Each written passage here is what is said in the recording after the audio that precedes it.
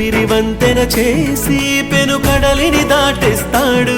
నీ తెల్లని మనసుకు చల్లని చూపుల దీవెనలిస్తాడు.